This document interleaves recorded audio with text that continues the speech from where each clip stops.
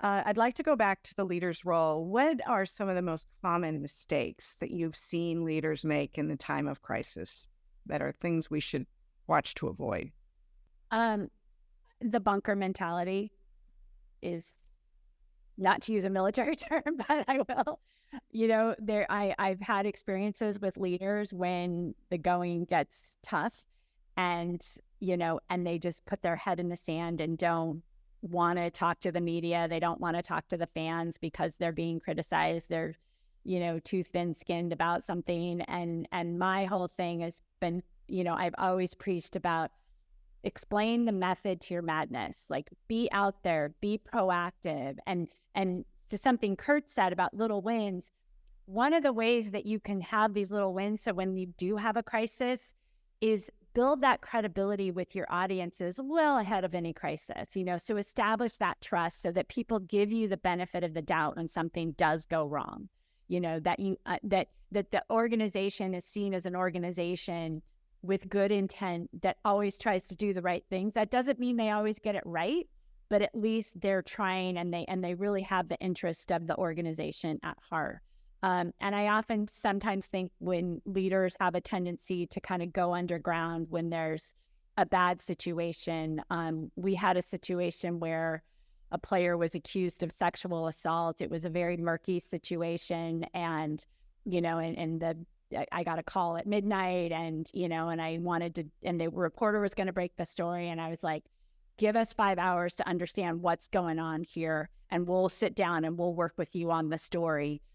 Just to make sure that the first thing, and it turned out it was a false accusation and it all ended up being fine. I mean, it wasn't an ideal situation, but having that credibility and not completely just going underground, I think helped us navigate that type of situation.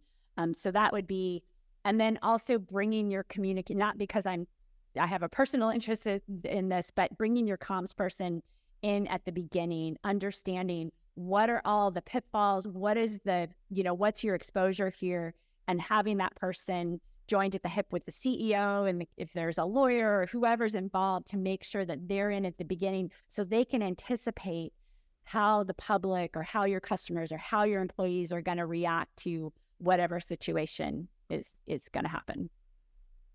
And I would imagine because you've already established such strong credibility with the press, that bought you that 5 hours that you... It did. Yeah. And that is built on 20 years of, okay, I know you're not going to screw me over on this story. Let's figure out what's going on here. Let's have full information. And that's a big part of it, is also making sure that you have full information before you're, going out there as much as you can. Right. Okay. So avoid the bunker mentality.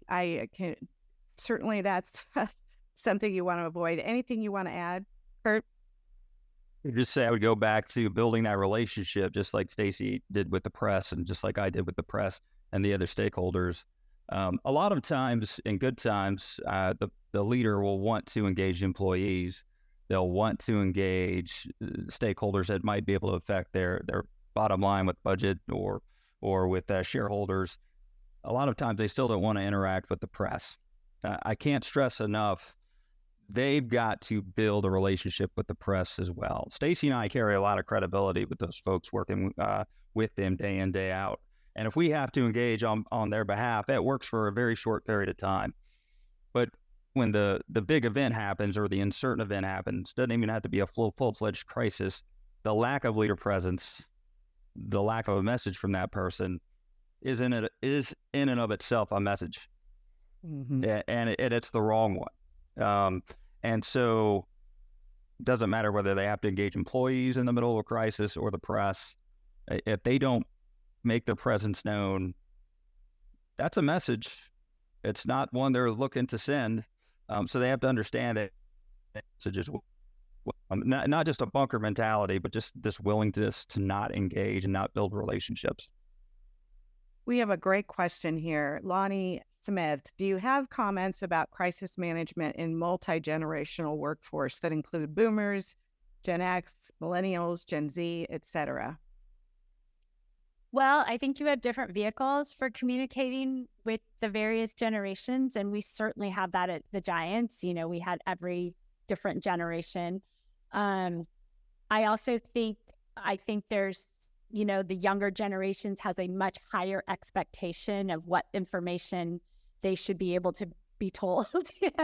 and so managing that. And I think part of that is acknowledging, I think there is an expectation that they need to be heard probably more than maybe my generation did. And so acknowledging that and figuring out the best way to pay service to that is super important, because again, they're going to fill the vacuum. They're going to make assumptions if they're not hearing directly from the leaders of the organization and in a way that they feel, it may be that you can't communicate full information for whatever reason, but I think acknowledging and letting them, giving them the information they can when you can expect it, but you should also expect there be higher demands from the younger generations on what needs to be communicated. That's not a very articulate way of saying it, but it's, that's challenging.